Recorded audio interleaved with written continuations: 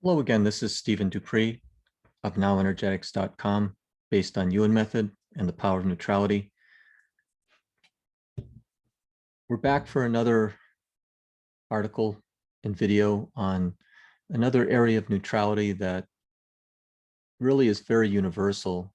We talk about it in Ewan method quite a bit, but the idea that about things that bother people. So a lot of people don't realize that they're actually motivated by things that bother them, and that's a very non-neutral thing to do and be, and it actually is a very high stress kind of situation and energy in people's lives to have to be bothered by something to actually, try to do something. So a lot of people have that in their energy, is that they need to get really bothered by something in order to get enough energy to do something, as an example. And that's not a good motivator. So you want to be motivated by your neutrality, right? So where this started was, I think I read an article on LinkedIn about this notion that people needed to get angry to get motivated. So it was kind of an odd article to put into LinkedIn, but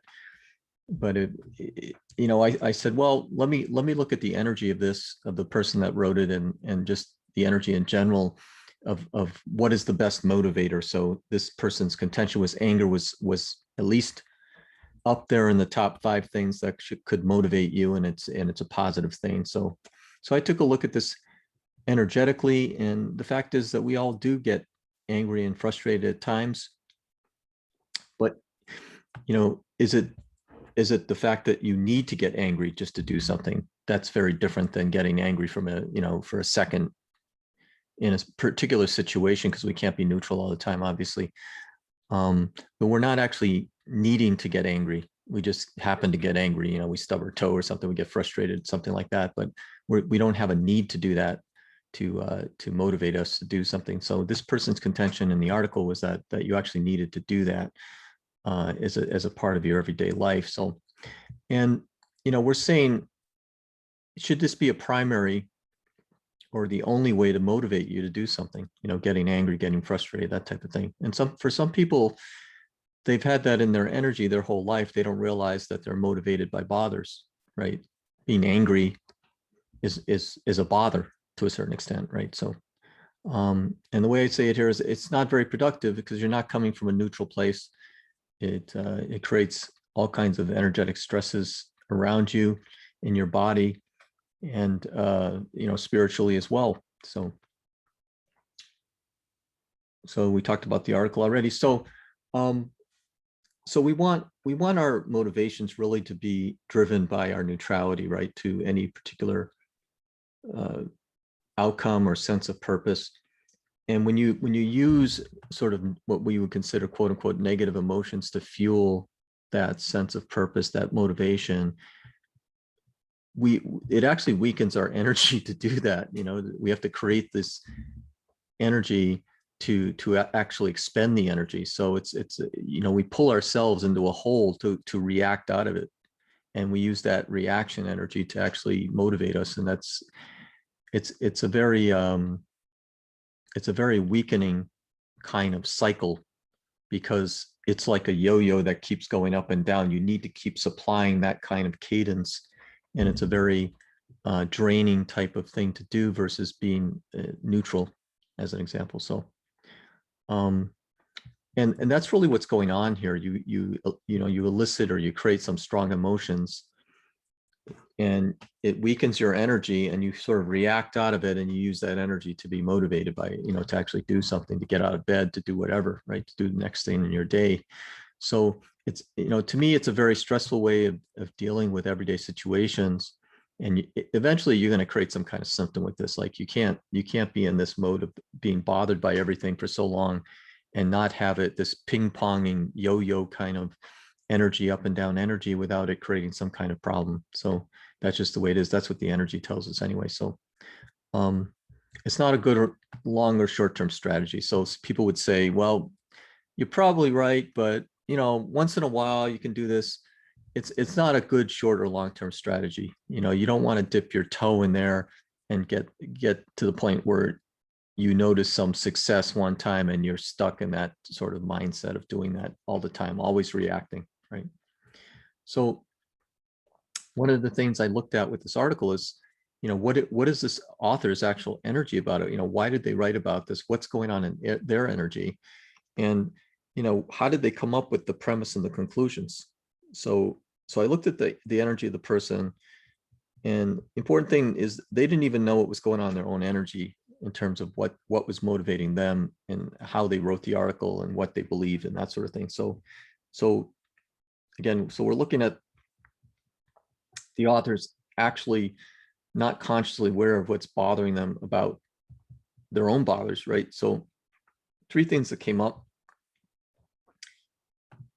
Is it misinterpretation? That's a very common thing to not know the actual answer and being misinterpreting what's actually going on in their selves or in their energy.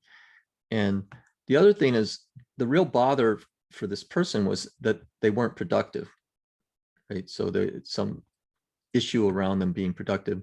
And the third were the emotions that were about discouragement and demoralization.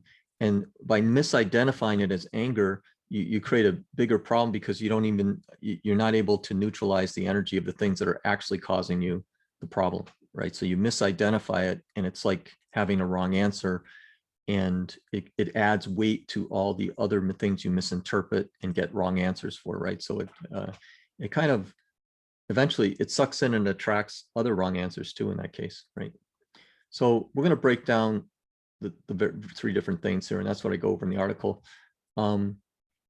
So anger really didn't come up, right? So they were misinterpreting it because we already know up here it was more from discouragement and demoralization kind of emotions that they misidentified as anger. So that's a misinterpretation. So the real basic thing is that it wasn't even about anger with this person. It was about these other 2 things here. So and all that misinterpretation did is generate a lot of frustration and a reaction.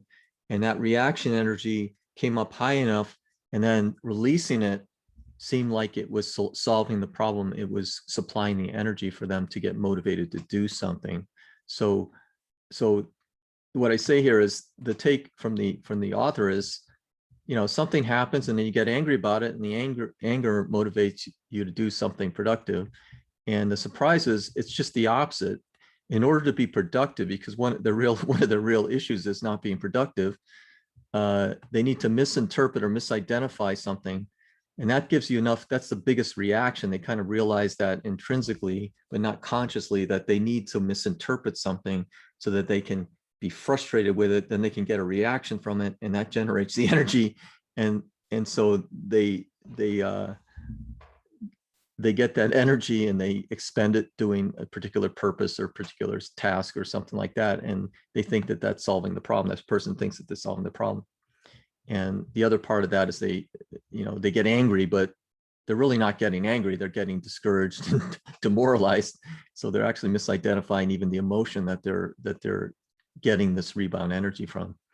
So I try to explain this a bit better because this is kind of a little bit deeper from a neutrality standpoint. I'm explaining it versus just clearing it.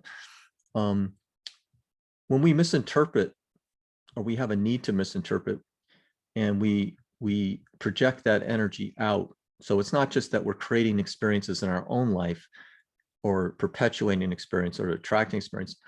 We attract people, places, situations that cause us to misinterpret because we need to misinterpret to generate that energy. So like we said, it's just the opposite of what we think. The person is actually attracting these experiences so they can misinterpret them, and they can get frustrated, they can get discouraged, disillusioned, demoralized, and that's the energy that they think is positive energy of anger that's giving them motivation to do something. So and it's really, when we think about it, this whole exercise here is our true self that's attracting things to remind us that we need to resolve misinterpretation. We misinterpret something to get the energy, but it's really the universe's way of saying that's what you need to resolve, right? Our true self is giving that to us, but the person doesn't understand that and doesn't know that what's really going on in their energy is the opposite of what they think. So they never actually resolve it. So it just keeps sort of ratcheting up the signal. And every time it says here, even every time you get reminded by your true self, but you don't resolve it, the energy gets thrown on the stack and it keeps growing. So that's where, it's kind of like an addiction in a way that gets worse and worse over time, right? So like we say here, misinterpretations, very, very common, powerful, quote unquote, negative energy. So if you have a huge effect from all these misinterpretations that you've used incrementally in the past to supply energy to do things, well, that cumulative effect, it's a very, very heavy burden to have, and it gets worse all the time. So we want to basically delete that piece of the three things that are actually going on here with this person to get them more neutral. And what we want to do is delete all the misinterpretations they've had in the past, all these negative issues with misinterpretation, right? And the second thing is not being productive. So this seems to bother this person. And, we look at the story and their energy, and they have past experiences of not being productive and, limiting others, basically. So when we limit other people, we're actually keeping them from being productive, right? So we can do things, we can do all kinds of things back through human history that limit people. And in a way, it's a roundabout way of saying it doesn't allow them to produce anything, right? We restrict them, let's say. And so his take on not being productive, he didn't even, this man didn't even know that was, any part of the issue here that could be consciously acknowledged even. So, and so when you have these experiences that need to be resolved, you're more likely to attract those experiences. You're projecting out those experiences of being bothered by not being productive from previous experiences. So you actually attract that kind of experiences into your life that is kind of hinting to you and forcing you to look at it. But if you don't recognize that's what it is, you keep throwing sort of more energy on the stack that you're going to eventually need to clear, right? So, and one of the things that came up in looking at this is being punished for being caught idle. So we have, you can imagine, experience like that where, maybe back through time, the person has experiences, or their ancestors have experiences of being enslaved or something, and being punished for being caught idle. And you can even think of that in the normal experience as well. So, so forcing yourself to be productive by using what they consider anger or some other energy to be motivated to be productive, it doesn't actually resolve the problem, and the person stays stuck basically, and they keep into this cycle of having to react, getting angry, that kind of thing, and it's not really resolving the problem. So we're saying here, let's get neutral and be okay with being productive and not being productive. So we want both of those extremes to be even with each other, right? So we got to be okay with being idle once in a while. We have to be okay with idling and not always having to be productive all 24/7, right? We can't be productive 24/7. It's just not possible. So, and we want to delete all those experiences, and also experiences of the punishment related to not being productive, right? So you can blow off some steam and you're not going to have any energetic trigger that's going to be affecting your energy. So the third one is the person misidentified the emotion. They were talking about anger so much, but it had nothing to do with anger. It was the discouragement and demoralized energy that came from some of these other elements here, right? From punishment. Well, if you're punished for doing something, you're pretty much going to be discouraged and demoralized. So it's, anger may come up a fifth or sixth or something like that, but the two major ones that are maybe not talked about as much, we talk about primary emotions, but demoralized and discouraged kind of energy, and there's many more disses and that type of emotional experience that we don't talk about much, that come up higher than anger at times. And what I say here is it's painful to be wrong too, and especially when you can't identify what's taking place, right? You're grasping. You think you got the right answer, but you really don't have the right answer. So when you don't have the right answer, this can create pains in your life, because it's painful to be wrong. So again, the take was the motivating emotion is anger. And, you know, the fact that he mentioned it, you know, in the article and talks about it so much is it's already been resolved, right? It's not anger. So you got to get off that story. And those two emotions we already talked about, and it's another misinterpretation, right? So that's important to look at these things in many layers.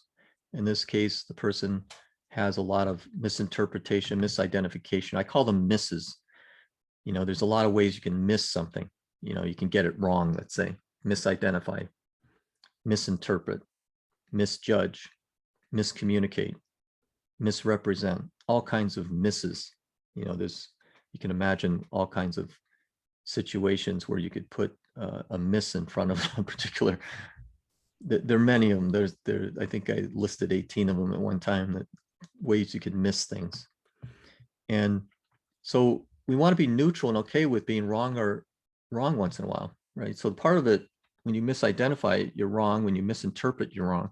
So it's a bigger issue of wrong answer energy. So we want to be neutral with being wrong, right, not right, and wrong, not wrong. So there's another, you know, kind of higher level clearing in this to neutral that has to do with getting right answers and getting wrong answers, or being right or being wrong. So we want to clear that in both directions, right, not right, wrong, not wrong, both extremes, and get the energy even.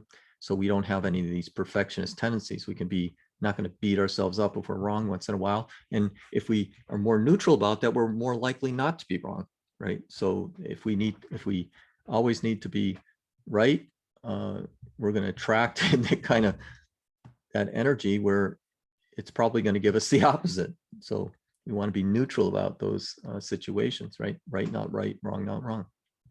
So the important thing here with this particular author is, you know, I call him the get angry author. When they look at those three elements, and we clear these three elements for this person, I cleared the, you know, three elements for this person, and you can improve the situation, and suddenly they feel like they don't have to get angry anymore to get motivated, right? So when we want that, it's a better place to be. You don't want to be motivated by your bothers, right? So that's really important element. Somewhere down here, I'm not sure why it didn't refresh here. Let's see if I can refresh it one more time and see what I added an image here, and it's the hexagon of bothers. And I guess the media didn't get quite updated here, but there's a hexagon of bothers. You know, when something bothers you, upsets you, disturbs you, so on. There was eight different elements to that. And we want to be neutral to that hexagon of bothers. And we can clear that as a group, even when we do neutrality clearings, to get ourselves, clear the energy, get ourselves more neutral, and make sure that we're not motivated by these negative kind of situations or emotions. And when we're, like I say here, when we're neutral, we're far less likely to attract or create situations. And really, those situations are actually reminding us, if we're listening carefully with our energy, it will remind us what we need to resolve. Our true self is always telling us what we need to resolve, right? Whether we have plugs in our ears or not. Most people, you know, probably have plugs in their ears and are not really listening very carefully to their energy. Because we're projectors as well. We're projecting out a picture, and if we have our eyes closed and we don't look at it, or we don't interpret it correctly, we're not going to know what our issue really is with our energy or with neutrality in general. So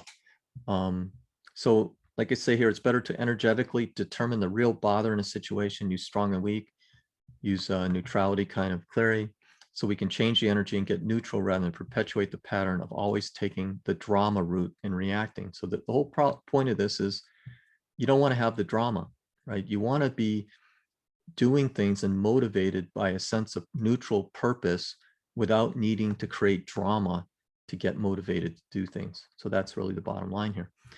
So that's are you motivated by bothers? Now at the bottom here, there's a couple of articles here that I have that are related, and you could look at other articles on my Power of Neutrality website. We already have a video on the paradox of positive thinking. There's another kind of trap that I talk about with disapproval, And there's another article I'm going to write eventually on the disses and the misses. So there's all these disses, the disapproval, discouragement, that type of thing. There's all these disses that create blocks in our energy that we need to ferret out with energetic testing and so on, and clear ourselves to neutral. And here's an article here about drama. This is a pretty good one. Again, kind of the impetus for that was also another LinkedIn article. So I hope you enjoyed this video, and thank you very much for watching my channel. Please like, share, and subscribe, and I'll see you in the next video.